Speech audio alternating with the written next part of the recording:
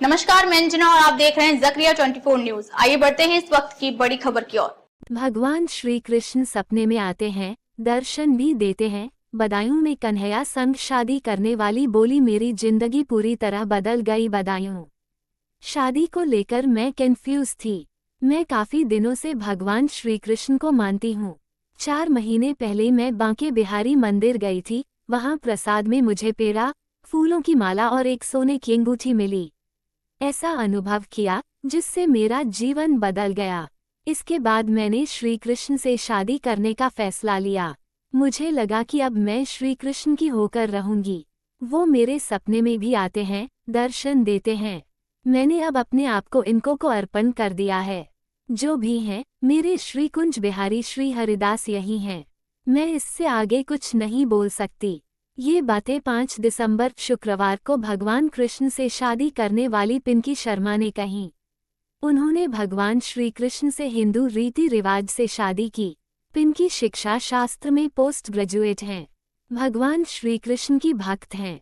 पिंकी की शादी प्रदेश भर में चर्चा का विषय बनी है।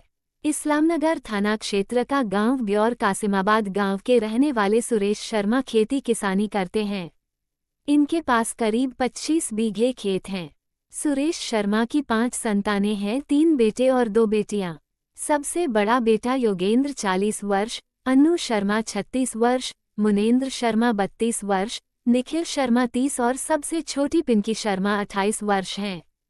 पिंकी शर्मा का घर शनिवार को सजाया गया था। मंडप बनाया गया था। श्री कृष्ण की मूर्ति को दूल्हे की तरह संवारा गया था। पिंकी के जीजा 125 बारातियों के साथ आए। सभी बाराती डीजे पर डांस करते हुए करीब 2 किमी नाचते झूमते पहुंचे। बारात जब पिंकी शर्मा के घर पहुंची तो द्वार पूजा हुई। कान्हा की तरफ से सभी रस्में पिंकी के जीजा ने की। श्री कृष्ण की मूर्ति गोद में लेकर खुद पिंकी स्टेज पर चढ़ी। पहले पिंकी ने श्री कृष्ण को जयमाला डाली, फिर श्री कृष्ण को माला चढ़ाकर खुद पहना। वृंदावन से आए कलाकारों ने डांस किया। फिर सिंदूर दान हुआ। पूरे गांव के लिए खाना बना। इसके बाद विदाई हुई और अब पिंकी अपने बहनोई के घर पर हैं। पिंकी ने बताया कि यहाँ उनकी ससुराल है, क्योंकि बहनोई ही इस शादी में लड़का पक्ष बने और बारात लेकर आए। अब जहाँ बांके बिहारी रखेंगे वहाँ रहूंगी, जैसा वो चाहेंगे वैसा करूंगी। शुरुआत से ही उन्हें मानती और पूजती रही, अब सारा जीवन उन्हीं के साथ बिताना है।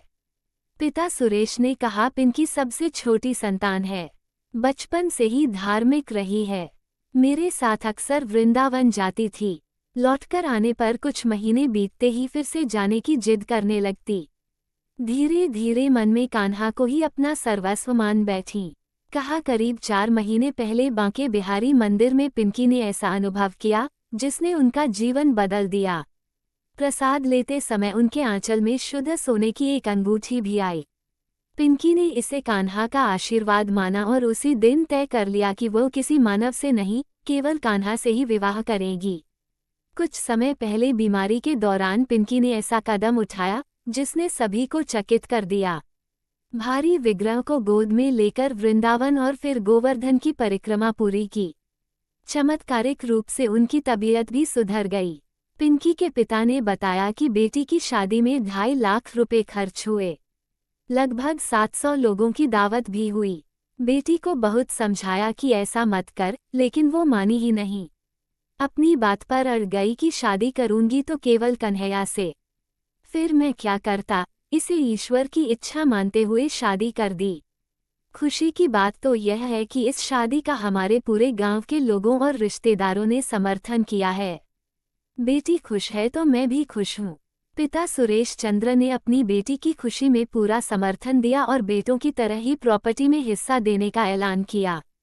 मां रामेंद्री ने कहा, शुरू में थोड़ा अजीब लगा, पर बेटी का फैसला भक्ति से भरा था, इसलिए खुशी खुशी शादी करा दी। चाचा ताऊ, भाई बहन सभी ने पिंकी के इस निर्णय को स्वीकार किया। अब तक के लिए बस इतना ही। फिर होगी आपसे मुलाकात एक ऐसी ही बड़ी खबर के साथ। तब तक के लिए नमस्कार और देखते रहिए ज़करिया 24 न्यूज। अगर आपको वीडियो पसंद आई हो तो लाइक करें व शेयर करें। ऐसे लेटेस्ट अपडेट पाने के लिए बेल आइकन प्रेस करना ना भूलें। अगर आप हमें फेसबुक इंस्टा के माध्यम से देख रहे हैं तो पेज को फॉलो जरूर करें। धन्यवाद।